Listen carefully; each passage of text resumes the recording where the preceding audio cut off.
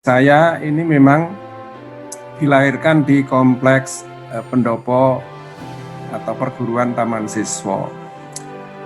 Bapak ibu saya adalah pamong di situ, tapi saya taunya itu Eyang Hajar gitu sampai kelas 4 SD. Saya nggak tahu kalau beliau itu tokoh nasional gitu ya. Jadi saya waktu kelas 4 SD diberi pelajaran sejarah mengenai Suwardi Suryaningrat. Oh, Suwardi Suryaningrat itu Eyang Hajar yang di depan itu tuh rumahnya gitu ya. Kemudian saya baru tahu peran nasionalnya itu ya. Dari pengamatan saya memang beliau satu halaman dengan saya ya, tapi beliau sudah sepuh. Saya baru SD, taman muda, beliau itu sudah tidak mengajar ya, tapi sering istilahnya pada saat itu namanya steleng. Steleng itu keliling, inspeksi. Inspeksi itu steleng dalam bahasa Belanda. Steleng muter lihat guru-guru pada ngajar gitu di situ. Nah, tapi ya tidak ngajar langsung kepada saya. Tapi suatu ketika kami diberi pelajaran ilmu bumi. Ilmu bumi itu geografi sekarang ya. Guru saya membuat peta Indonesia, peta Jawa pada saat itu, Indonesia keseluruhan, tapi pas pada saat itu peta Jawa. Terus Ki Hajar manggil guru saya itu, Pak Pomo itu, bisik-bisik, kemudian semua anak di kelas itu suruh keluar dari situ. Kemudian di halaman pasir itu Ki Hajar memerintahkan kita untuk membuat peta dari pasir Pulau Jawa. Kita rame-rame bermain-main ya, seneng gitu, gembira gitu ya. Kemudian sesudah peta Jawa itu terbentuk, Madura di mana, beliau pegang batu ya, seperti bermain aja. Jadi batu itu diserahkan, siapa yang tahu Semarang letaknya di mana, terus batu itu diserahkan siapa yang angkat tangan, dikasihkan, diletakkan di tengah Jawa. Betul. Nah sekarang ada batu lagi, ini mana, Surabaya, dicari. Ini siapa yang tahu, ini pegang batunya, ini batunya pegang batu ini, Surabaya di sini, Jakarta di sini, Solo di sini, Yogyakarta di sini, sehingga kita tahu ya, peta itu juga persis, utaranya di sana, baratnya di sana, lautnya di sana. Kemudian Gunung Merapi itu ada 2, Merapi dan Merbabu, Jejer, mana? Buat kita bermain. Tapi dengan bermain-main itu kita belajar, dengan gembira itu kita belajar. Jadi Ki Hajar itu memerdekakan si anak untuk bermain, karena bermain itu adalah kodratullah. Bermain itu adalah kodrat anak-anak insan, semua insan di dunia.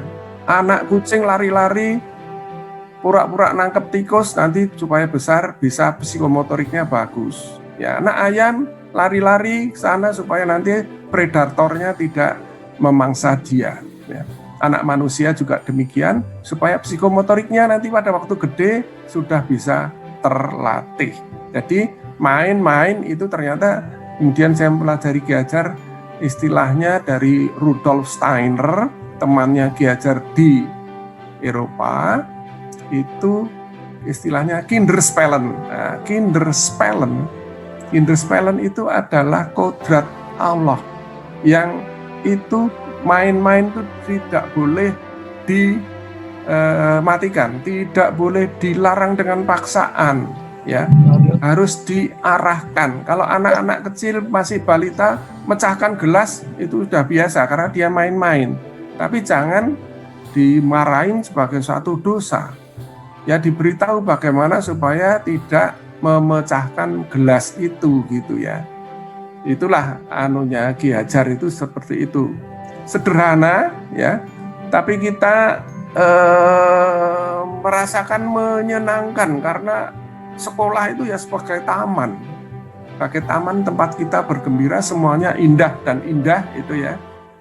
Itu yang dianukan dengan sistem Among, kemerdekaan anak lahir dan batin di situ. Jadi jiwa merdeka itu dibentuk dari sejak dini, ya sejak dini. Jadi semuanya diberi muatan dolanan. Sampai sekarang saja saya masih apal lagunya Ki Hajar itu menghafalkan abjad. Abjad itu kalau A, B, C, D, E, F, G itu susah. Nah, terus pakai tembang A, B, C, D, E, F, G, H, I, Y, K, L, M, N, O, P, Q, R, S. Jadi ingat, sejak kecil dulu berapa puluh tahun yang lalu sampai sekarang saya masih ingat. Juga dengan peta di pasir itu dengan main-main dolanan karena jiwa merdeka kita tersalur di situ. Saya kalau Sulawesi itu seperti huruf K gitu. Terus banyak orang yang nggak tahu Halmahera itu seperti apa. Ya seperti Sulawesi tapi kecil. Nah itu saya masih ingat itu.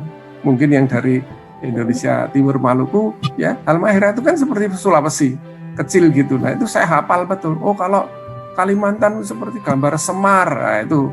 Oh kalau Irian itu seperti gambar burung Papua itu ya. Itu karena kita main-main itu masuk ke dalam hati. Iya, kodratullah. Iya. Jadi Ki Hajar memang mengutamakan kodrat. Bahwa manusia itu bisa maju asal sejajar, sejalan paralel dengan kodrat alam. Kalau Islam kodratullah, ya. Kodrat alam itu nggak pernah berhenti, nggak pernah melambat. Sudah kerjanya sudah ajak. Dari pagi sampai siang sore nggak bisa berbalik, nggak bisa berhenti, nggak bisa melambat, ya. Demikian juga dari anak-anak dewasa sampai tua itu juga nggak bisa melambat dan itu terus berjalan. Jadi kita harus mengikuti kodrat kuasa Tuhan itu, kuasa Allah Subhanahu wa Ta'ala.